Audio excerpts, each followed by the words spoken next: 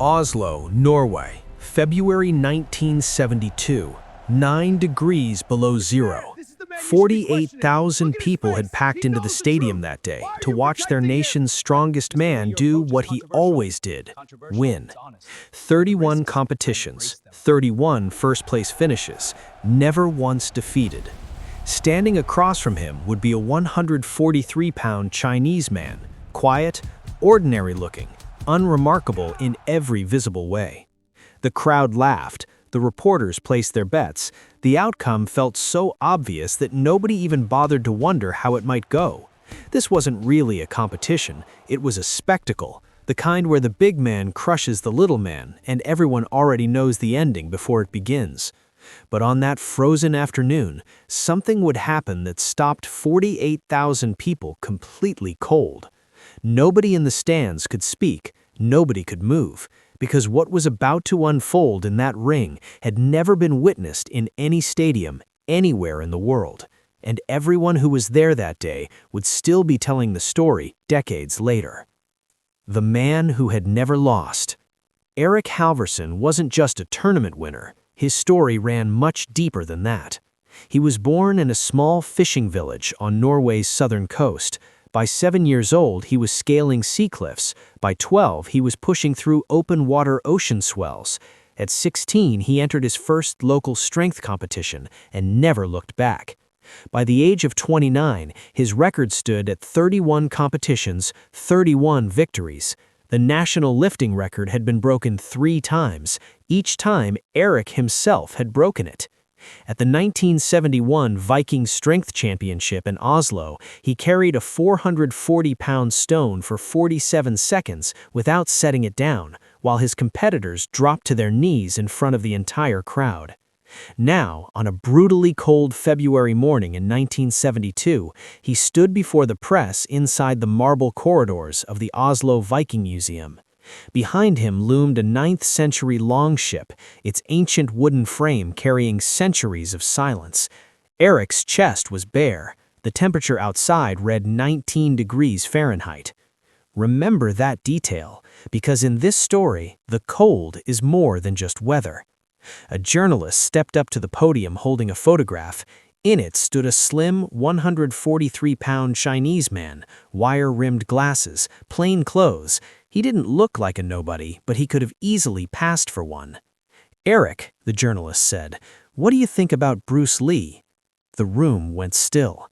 Erik studied the photograph for a long moment. Then he raised his head, wearing that expression of his, the one that read as confidence to the casual observer, but to a sharper eye showed the very first crack of arrogance. A small actor from a tropical climate, someone who was never seen in Oslo winter. In this ring, in this cold, he wouldn't last 10 seconds before me. Laughter swept through the room. Erik continued, "My ancestors were Vikings. The cold is our weapon. Size is real. What this man does in his films is completely fake. I'm inviting him. If he comes, the audience will find out who he really is." That statement ran on the front page of 8 Norwegian newspapers the following morning.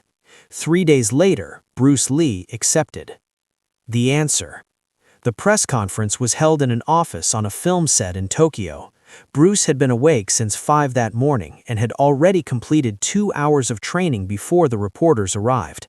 Questions came from every direction. How would he handle temperatures well below zero? Erik outweighed him by more than 2 to 1. Was this a performance or a real fight? Bruce looked around the room, unhurried. "The cold," he said, his voice perfectly calm, "will be there, I will be there, and that is enough for me." One reporter pushed harder, but physically speaking, Bruce cut him off. Physically speaking, a falling stone can be stopped by the wind. What matters is how the stone was released. Nobody in the room fully understood that line in the moment. They would soon. The making of Erik Halvorsen. Erik's story began in 1943 in a small town near Bergen, a place that smelled of fish and cold dust, gray and heavy with the weight of the sea. Before his father disappeared into the ocean never to return, he had taught Erik exactly one thing. Son, there are two kinds of people in this world, those who see the wave coming and those who face it head-on. Eric made his choice at the very first opportunity. He would always face it head-on. Built by hand, not by birthright. At 13, Eric lifted weights. At 15, he dragged empty sacks from a storage room, filled them with sand, and carried them on his shoulders for 3 hours every single day. By 18, he was lifting things that no one else in that village could get off the ground. He never went to college, never felt the need. In his world, talent wasn't measured on paper, it was measured on granite. And at every measurement, Eric came out on top. The Viking Museum Challenge wasn't a spontaneous moment of bravado. It was a carefully planned move, a chosen stage, a media strategy, a calculated campaign designed to keep Eric Halvorsen at the very top of the strength world. When you've held that position for years, sometimes you need to manufacture an opponent. At that point, Bruce Lee was one of the most talked about names coming out of Asia. The media couldn't get enough of him. Eric's manager did simple math. Put the little man in front of the big man, promote it, sell it, and watch the world pay attention. What nobody had considered was that Bruce Lee might be doing his own math inside that same equation. When the challenge was announced, the Norwegian sports community laughed.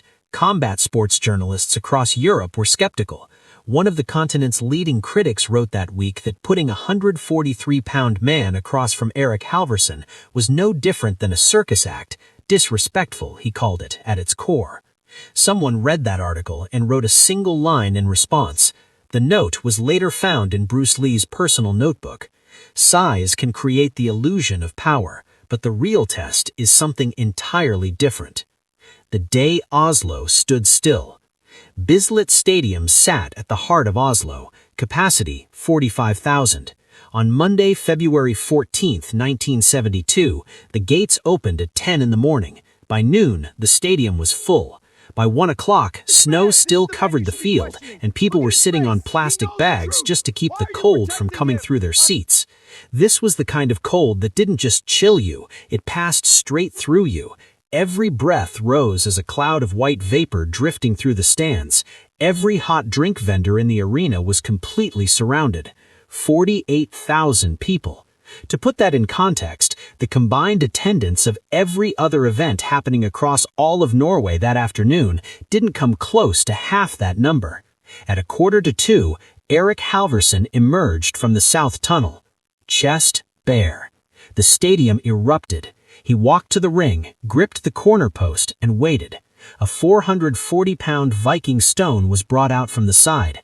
Eric lifted it in one clean motion, hoisted it on his shoulder, and walked a full loop around the ring for 45 seconds. Glass cups trembled in people's hands. The crowd rose to its feet. Every last doubt, every whisper of "this is just a show," all of it dissolved into pure electric energy.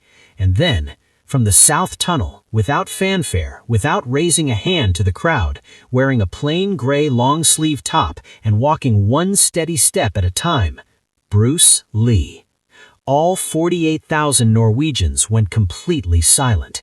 Not the silence of respect, not the silence of anticipation. This was the silence that falls when something feels wrong, a brief, strange stillness that came with one collective thought rippling through the stands.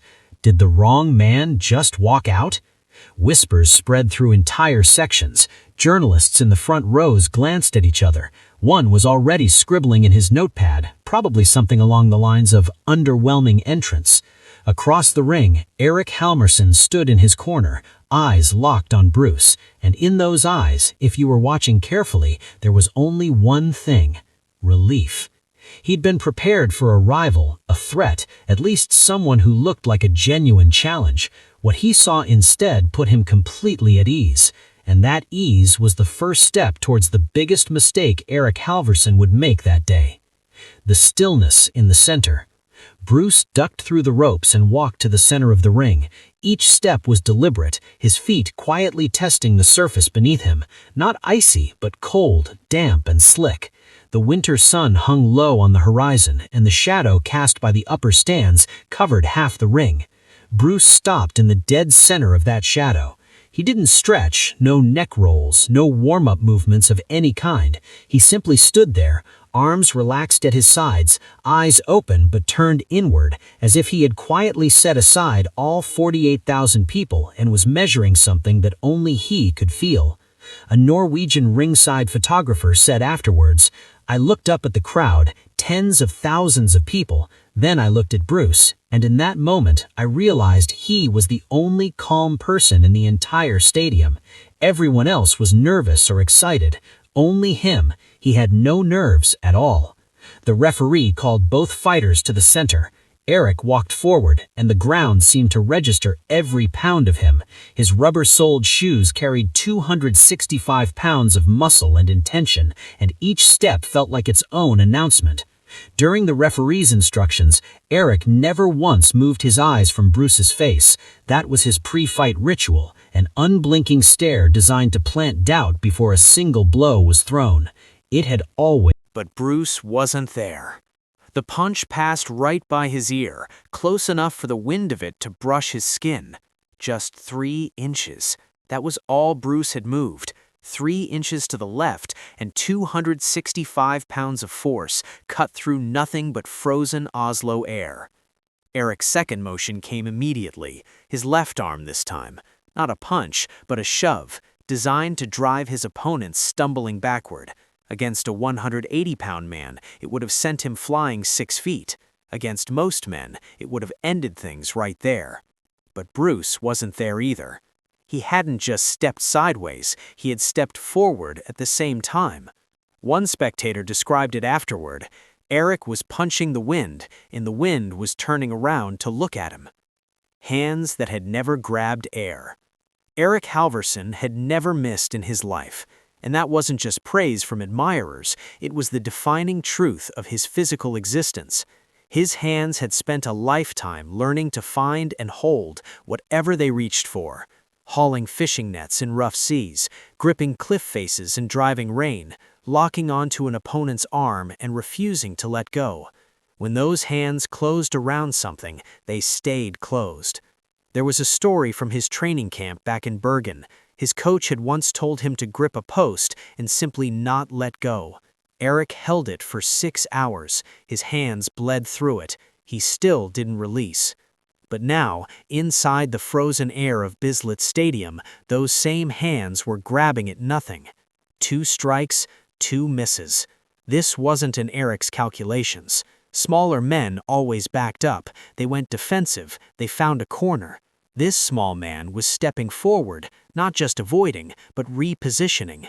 And that repositioning was quietly dismantling every assumption Eric's momentum was built upon. Eric paused, just a fraction of a second. But 48,000 people noticed. The entire stadium inhaled at once. The wrestler's move. Eric adjusted. 2 slow steps, then an explosive burst forward. Left shoulder driving in, right arm following close behind. A wrestler's tactic. Close the distance, get a grip, drag the man to the ground, pin him with sheer body weight. He had brought down bigger men with exactly this move. Bruce felt the pressure coming from the left and shifted his body at an angle so subtle it was almost invisible, just enough to redirect Eric's charge away from his own centerline. As Eric's shoulder drove through empty space, Bruce's right hand made the lightest contact with Eric's wrist, barely a touch, almost gentle, and simply guided it. He didn't block it, he didn't grab it, he didn't break it. He redirected it 2 inches. But those 2 inches redirected the entire force of 265 pounds in the wrong direction. By the time Eric realized he was pitching forward, he had already taken 1 step too many. Balance recovered, but rhythm broken.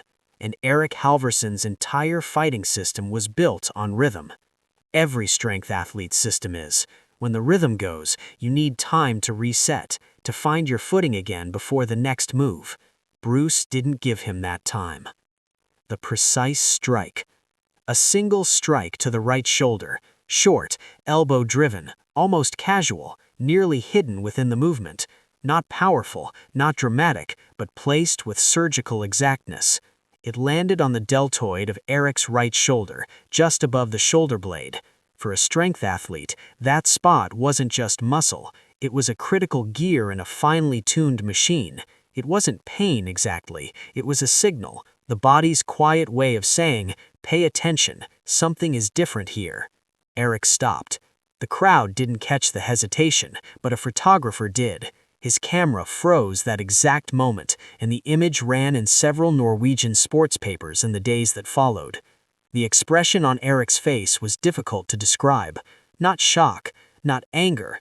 It was the look of a man who has just realized his calculations aren't adding up the way they should. Two bodies, one cold. The freezing air was turning both men's breath to steam, but Eric's steam was heavier now, faster, shallower. His body was fighting the cold at the same time it was fighting for oxygen. Two demands pulling in two different directions simultaneously. Large muscles tire faster in the cold. Lactic acid builds quicker. 15 years of outdoor winter training in Bergen had slowed that process, but nothing could stop it entirely. Bruce, meanwhile, looked like he was resting.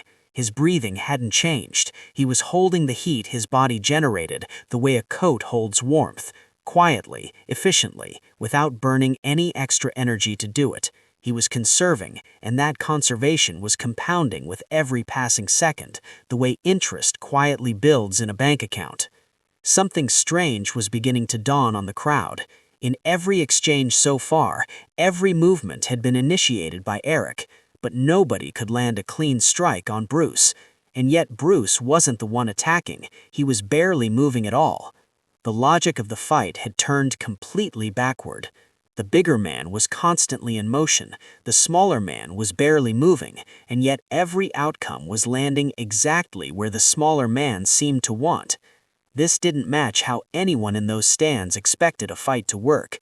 Normally, the bigger man attacks, and the smaller man either defends or retreats. What was unfolding here was neither of those things. A journalist scribbled in his notebook at ringside, "Bruce Lee is not dancing, but Eric looks like he's following Lee's choreography." The calculation that wasn't adding up. Eric drew in a deep breath. A thick cloud of white vapor bloomed in the cold air and scattered. Then, something shifted behind his eyes. He was calculating, and the calculation wasn't giving him good news. When Eric Halverson was 15 years old, he had encountered an old fisherman on the docks in Bergen. The man was well past 80, his hands gnarled and knotted like tree roots, but his eyes were still sharp and clear. That day, as the young Eric was strutting along the waterfront, the old man stopped him. "Son," he said, "there are two kinds of strength. The first is believing nothing can stop you. The second is knowing what can." Eric hadn't listened. He had begun to wish he had. He had been young, strong, and impatient back then. The words of old men seemed abstract, pointless advice from people whose best days were behind them. But now, inside the freezing air of Bislett Stadium, that sentence had come back like a ghost. There are two kinds of strength. The first is believing nothing can stop you. The second is knowing what can. Eric was about to find out what could stop him. And it wasn't the man across the ring's fists. It was the cold. When strength becomes a liability, not the cold as weather, the cold as a silent, patient opponent working from the inside out. Sports physiology textbooks will tell you that muscles work differently in freezing temperatures, but Eric was learning the difference between knowing that fact and actually living it. Large muscles demand strong blood flow. Strong blood flow generates heat through exertion. But when that heat burns off too quickly or gets stolen by freezing air, the muscles begin to cool, and a cooled muscle contracts slower, generates less force, responds a fraction too late. Eric was right in the middle of that process, and it was getting worse with every missed strike. Each swing that found nothing wasn't just a wasted movement, it was his muscles firing at maximum load and coming up empty. He was burning fuel and bleeding body heat at the exact same time, cooling down and wearing out simultaneously, two processes accelerating each other with every passing second. Bruce, meanwhile, had experienced the exact opposite. That morning, before stepping into the stadium, Bruce had spent 2 hours alone in his hotel room. To anyone watching through the door, it would have looked like he was simply sitting still. It wasn't sitting, it was breath work. With every controlled breathing cycle, he was preparing his body, not just mentally, but physically, at a cellular level. Researchers would later demonstrate that specific breathing techniques can raise core temperature by 2 to 3 degrees. Bruce hadn't learned this from a textbook, he had learned it through years of disciplined practice. And now, in temperatures well below freezing, that practice was quietly paying dividends. In the ring, yes, his breath was visible, steaming in the cold air like everyone else's, but the rhythm hadn't changed. Slow, deep, steady. Eric's breathing, meanwhile, was getting shallower by the minute. Even from the front rows of the stands, the difference was visible to anyone paying attention. Eric went again. He led with his left arm, but didn't follow with the right, a deliberate fake designed to pull his opponent in the wrong direction and leave him wide open for the real strike coming a half-second later. It had worked before. Opponents would bite on the first movement and expose themselves completely to what came next. Bruce didn't react. Eric hadn't expected that, because there were only two reasons a man doesn't react to a convincing fake. Either he didn't see it, or he saw it and chose not to take the bait. The first option was impossible. Bruce's eyes hadn't moved from him. That meant he had read it as a fake before it was even complete. And that told Eric something important and unsettling. The opponent across from him wasn't just reacting, he was reading, seeing what was coming before the movement finished. That wasn't reflexes, that was a skill built across decades. The ability to detect the faint shift in an opponent's muscle tension, the direction of a weight transfer, the subtle angle of a shoulder joint a split second before it commits. Eric paused just a